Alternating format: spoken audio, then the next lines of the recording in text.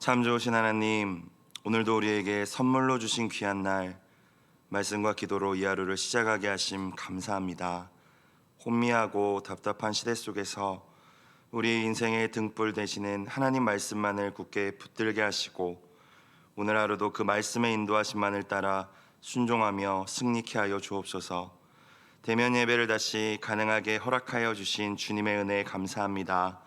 우리의 흐트러진 믿음을 바로잡고 예배의 자리를 회복하는 온 교회가 되게 하시고, 어렵고 힘들수록 더욱 깨어 기도하게 하여 주옵소서. 우리의 생명 되시는 예수 그리스도의 이름으로 기도드리옵나이다. 아멘. 하나님의 말씀 신약 누가복음 7장 1절부터 17절까지 말씀입니다. 누가복음 7장 1절부터 17절까지 말씀.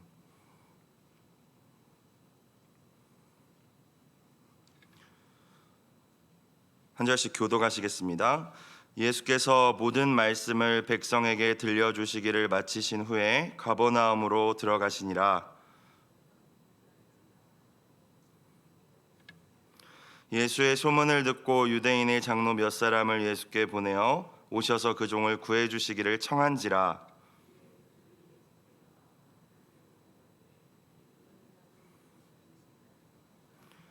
그가 우리 민족을 사랑하고 또한 우리를 위하여 회당을 지었나이다 하니,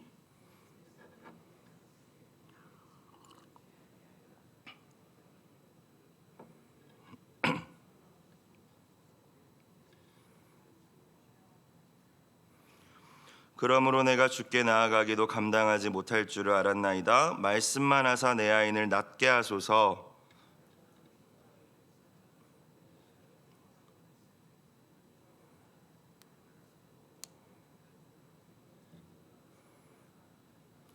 예수께서 들으시고 그를 놀랍게 여겨 돌이키사 따르는 무리에게 이르시되, 내가 너희에게 이르노니 이스라엘 중에서도 이만한 믿음은 만나보지 못하였노라 하시더라.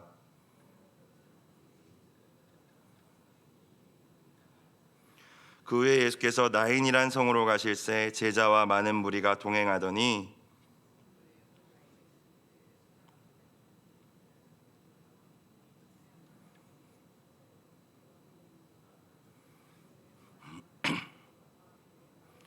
주께서 과부를 보시고 불쌍히 여기사 울지 말라 하시고,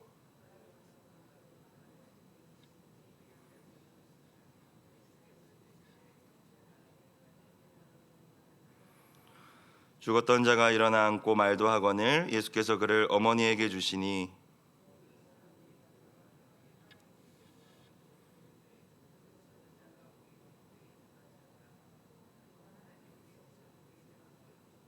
함께 읽습니다. 예수께 대한 이 소문이 온 유대와 사방에 두루 퍼지니라. 아멘. 오늘 말씀은 예수님께서 갈릴리 지역 가버나움에 들어가셔서 백부장의 하인을 고치신 말씀과 이어 나인성의 과부의 죽은 아들을 살리신 말씀입니다. 1절 2절을 다시 한번 보겠습니다. 예수께서 모든 말씀을 백성에게 들려주시기를 마치신 후에 가버나움으로 들어가시니라. 어떤 백부장의 사랑하는 종이 병들어 죽게 되었더니 라고 오늘 말씀 시작하고 있습니다.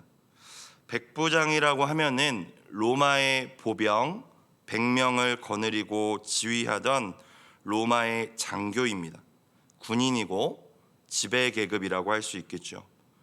2절에 보니까 그의 종이 병들어서 죽게 되었다라고 기록되어 있습니다. 당시 부유층, 권력층, 특별히 이 로마인들, 피지배지의 사람들을 사람 취급하지 않았다고 합니다. 거기다가 종이라고, 하인 노예라고 오늘 나와 있는데 그저 재산의 일부로 여겨졌겠죠. 병들거나 죽으면 아유, 재산상에 내가 이 재산을 잃어버렸네, 이 정도로 안타까워할 뿐이지 뭐 인간적으로 대하거나 뭐 감정을 가지거나 이런 대상으로 여기지 않았다고 합니다. 그러한 시대적 배경 가운데에서 오늘 백부장이 그 종을 사랑했다라고 표현하고 있죠. 백부장의 사랑하는 종이 병들었더니라고 나와 있습니다. 아마도 이 백부장은 이 종을 고쳐주기 위해서, 살리기 위해서 모든 방법을 다 동원했으리라 생각됩니다. 왜냐하면 사랑하니까. 그러나 안타깝게도 이 종은 계속 죽어가고 있었던 것 같습니다. 그러던 가운데 이 백부장이 예수님의 소식을 듣게 되죠.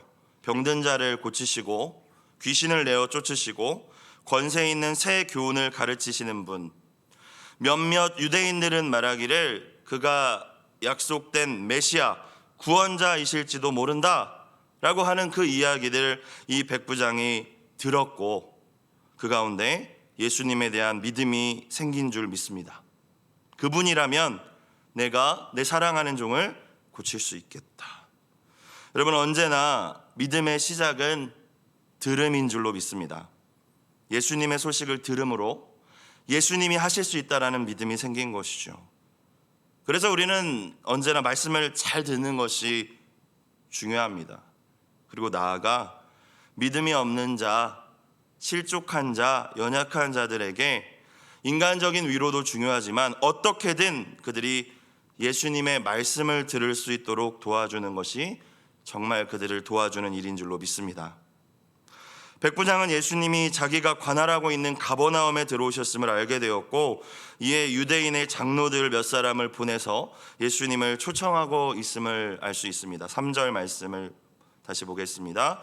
예수의 소문을 듣고 유대인의 장로 몇 사람을 예수께 보내어 오셔서 그 종을 구해주시기를 청한지라. 자, 유대인의 장로라고 하면은 유대의 전통을 고수하는 각 유대 마을의 정신적인 지주 역할을 하던 분들이죠.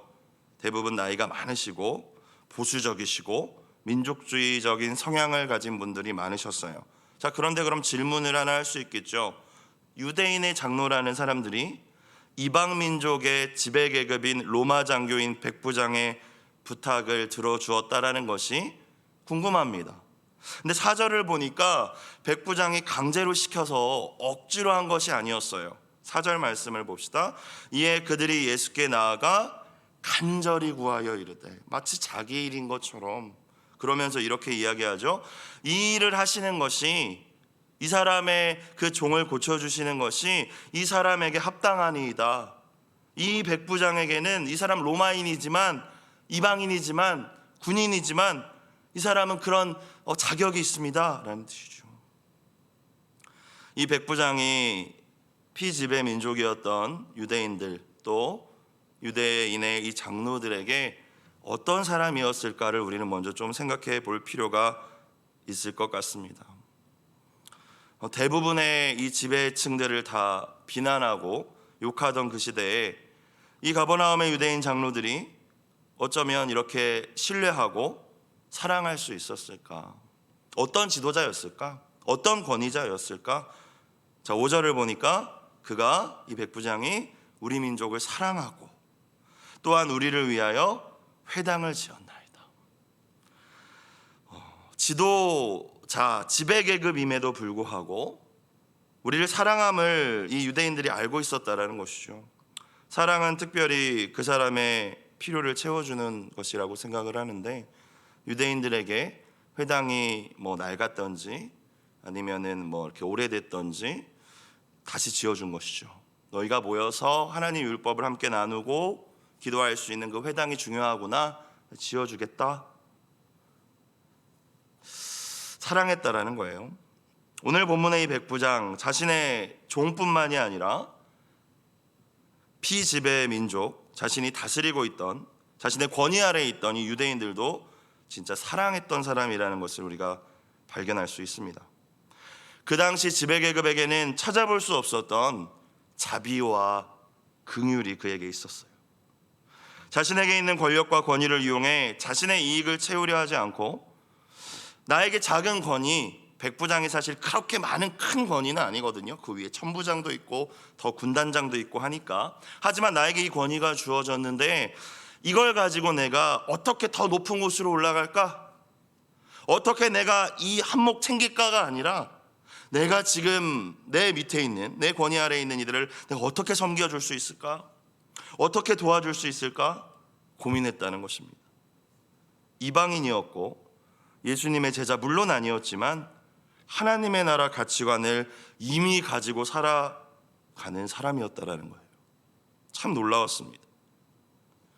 오늘 매일 성경 왼편 해설을 보니까 이렇게 되어 있더라고요. 나보다 약한 사람을 대하는 태도를 보면 그 믿음이 참인지 거짓인지, 그의 소속이 하나님 나라인지 인간의 제국인지 알 수 있습니다. 마음에 많은 찔림이 있었던 해설 부분이었는데 여러분은 어떠십니까? 나보다 약한 사람을 대하는 태도, 그것이 우리의 믿음을 점검하는 지표가 되었을 때에 저와 여러분의 믿음은 참입니까? 그리고 우리의 소속은 정말 하나님의 나라입니까? 예수님께서는 백부장의 원대로 그의 종을 고쳐주시기로 결정하시고 그의 집으로 향하십니다. 그런데 그의 집에 거의 도착했을 즈음이 되었는데 이번에는 그의 친구들이 나와서 예수님을 만류하죠. 그리고 백부장의 말을 그에게 전해줍니다. 6절과 7절 말씀을 다시 보겠습니다. 예수께서 함께 가실새 이에 그 집이 멀지 아니하여 백부장이 벗들을 보내어 이르되 주여 수고하시지 마옵소서, 내 집에 들어오심을 나는 감당하지 못하겠나이다. 7절 그러므로 내가 주께 나아가기도 감당하지 못할 줄을 알았나이다. 우리는 이 대목에서 왜 백부장이 직접 예수님께 나아가서 무릎을 꿇고 간절히 청하지 않았는지를 발견할 수 있습니다. 그가 교만하고 건방지기 때문에 나는 로마의 장교고 너는 일개 유대 청년일 뿐이다, 이런 생각으로 다른 사람들 또는 유대인의 장로들을 보낸 것이 아니라는 것이죠. 자기 스스로 예수님을 감당할 수 없다는 것을 알고 있었습니다. 이 말이 무슨 말입니까? 그는 예수님의 소문만 그냥 들었을 뿐인데 그 안에 있던 믿음은 예수님이 어떤 분인지 진짜 제대로 알고 있는 믿음이었다는 거예요. 그분 앞에, 그리고 자신이 겉으로 볼 때는 뻔지르르 하지만 그분 앞에 감히 설 수 없는 존재임을, 감당할 수 없다라는 것임을 그가 알고 있었다라는 것이죠.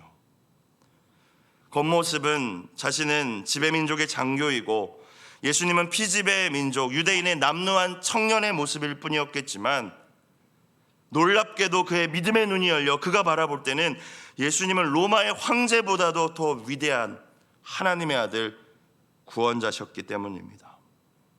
그래서 백부장은 일면식도 없는 예수님을 향하여서 오늘 본문을 보니까 큐리어스, 주라는 호칭을 사용하고 있죠.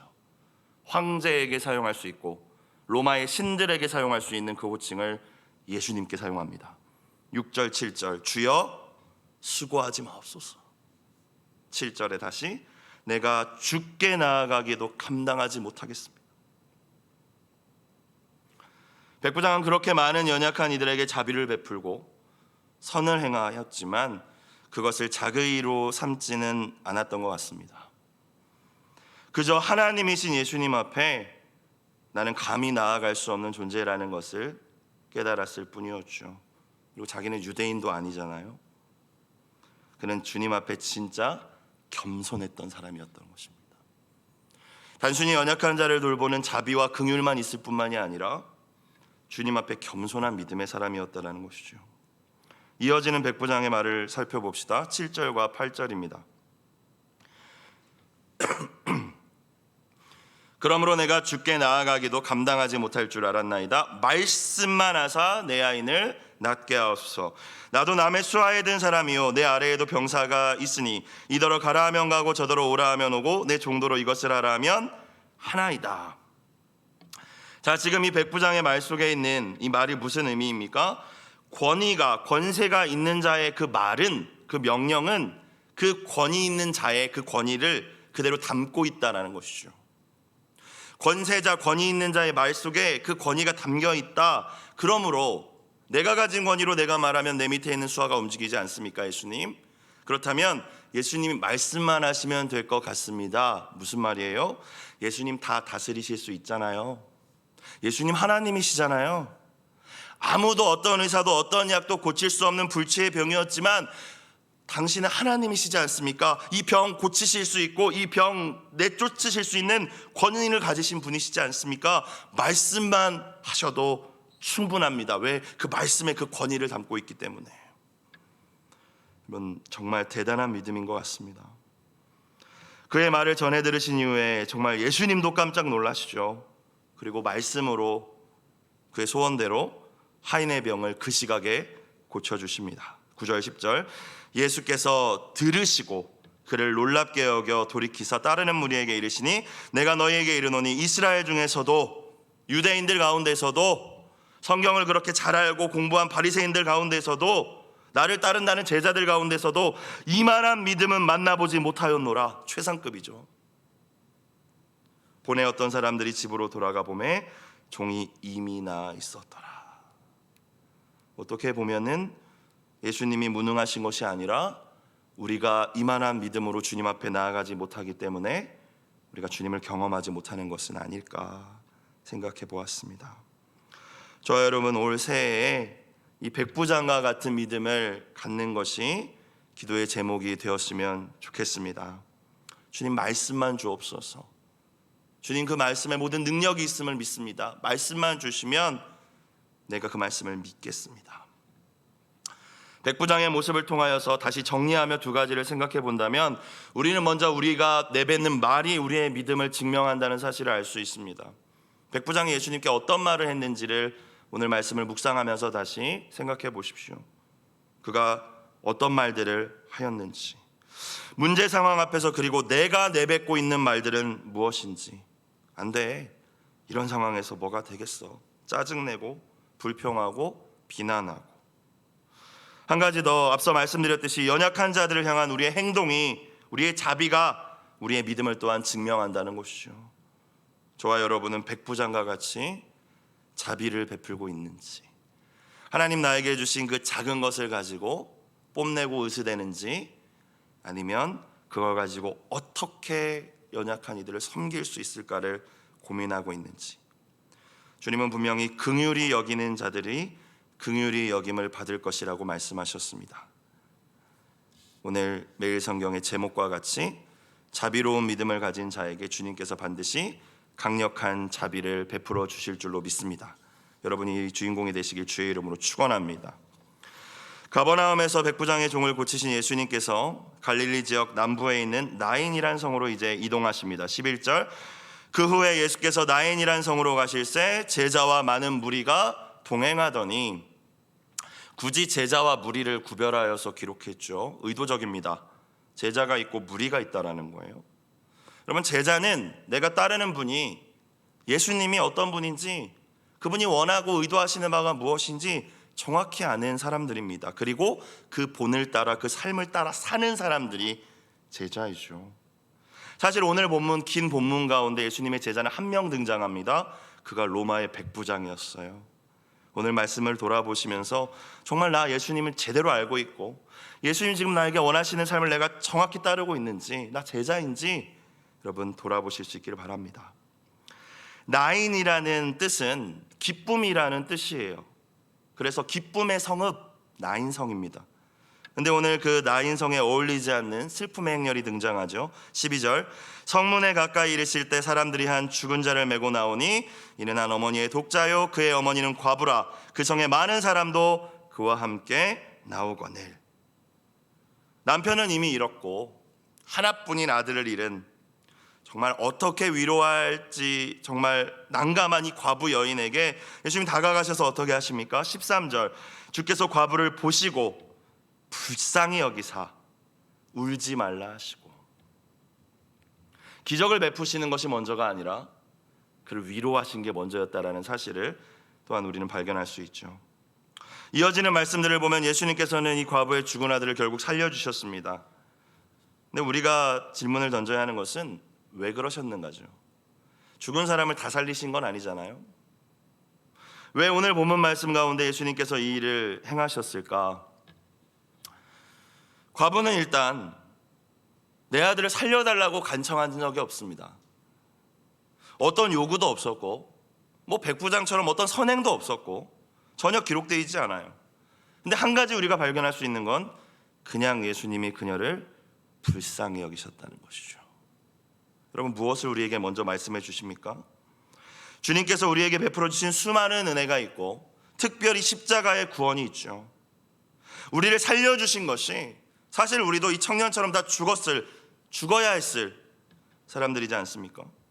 그런데 주님이 우리에게 오셔서 우리를 살려주신 것이 우리의 어떠한 행함이 아니라 오직 우리를 불쌍히 여기셨기 때문이라는 사실, 하나님의 긍휼이라는 것이죠. 그래서 값없이 살려주신 것입니다.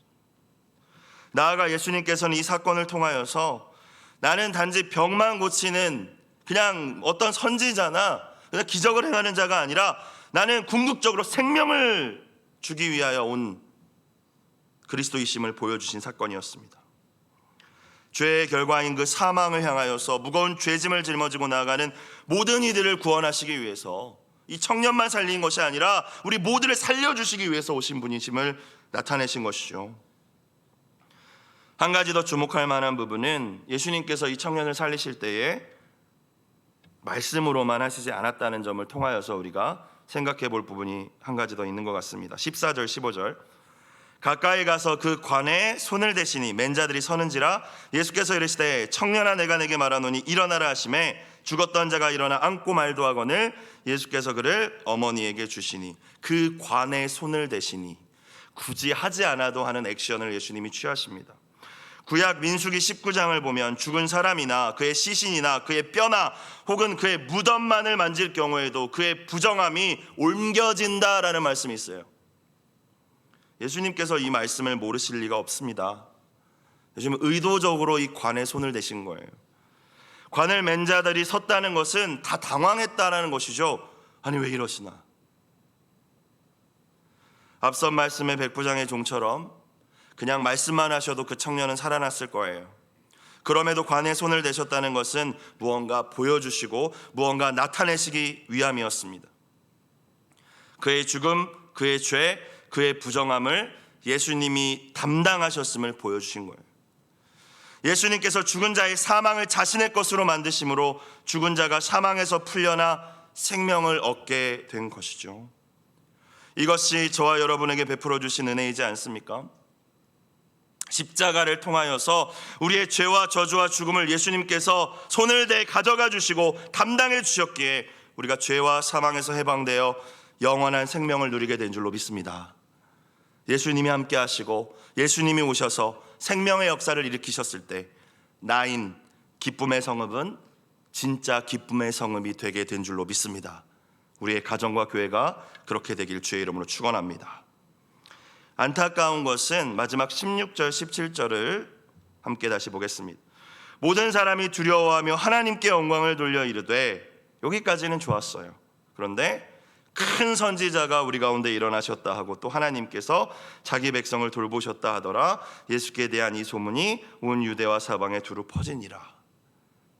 그리스도가 아니라 그저 큰 선지자, 엘리야와 같은 능력을 행하는 오랫동안 우리가 찾지 못했던 큰 선지자가 우리 가운데 일어났다. 안타깝게 그 자리에 있던 사람들이 예수님이 진짜 누구인지 깨닫지 못했다라는 것으로 오늘 말씀이 마무리됩니다. 전반부에 등장한 백부장은 예수님이 그리스도이시고 하나님이심을 알았는데, 로마의 황제보다 위대한 분이심을 알고 고백했는데, 오히려 생명의 역사를 일으키는 그 자리에 있던 사람들은 대단한 선지자네 라고 했다는 것이죠. 말씀을 마무리하겠습니다. 오늘 저와 여러분이 믿고 따르고 있는 예수님은 누구십니까? 여러분, 예수님을 어떤 분으로 고백하시고 또 믿고 지금 여러분 가슴에 품고 계십니까? 어떤 분인지 우리가 정말 제대로 알고 또 제대로 믿고 그래야 제대로 따를 수 있겠죠. 우리에게 생명을 주시기 위하여서 인간으로 오신 하나님, 그분이 예수 그리스도이심을 우리는 믿습니다. 그분의 긍휼과 자비로, 십자가의 희생으로, 죄로 죽을 수밖에 없는 나에게 손을 대심으로 우리의 죄와 사망을 대신 짊어지시고 그로 말미암아 우리가 구원을 얻고 생명을 얻게 된 줄로 믿습니다. 그게 주님께서 우리에게 먼저 베풀어 주신 강력한 자비죠. 그렇기 때문에 우리가 자비를 베풀며 살아야 되는 충분한 이유가 되지 않겠습니까? 그분이 우리 주님이시기에, 그분이 우리가 따르는 분이시기에, 그분이 조건 없이 우리에게 베풀어 주신 그 사랑과 자비를 본받아서 이제 우리도 이 어려운 때에 연약한 이들, 낮은 자들에게 자비를 베풀며 오늘 백부장이 보여준 그 믿음에 그 자비로운 그 믿음의 본을 우리도 닮아가야 할 줄로 믿습니다. 이 은혜가 여러분과 함께 하시길 주의 이름으로 축원합니다. 기도드리겠습니다.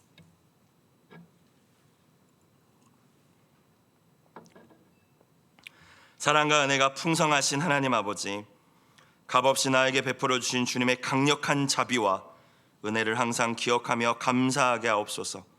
말로만 주님을 따르며 그저 눈에 보이는 것들에만 놀라는 무리가 되지 말게 하시고, 연약하고 낮은 자들, 슬프고 외롭고 아픈 이들에게 자비를 베푸는 참 제자의 믿음을 허락하여 주옵소서.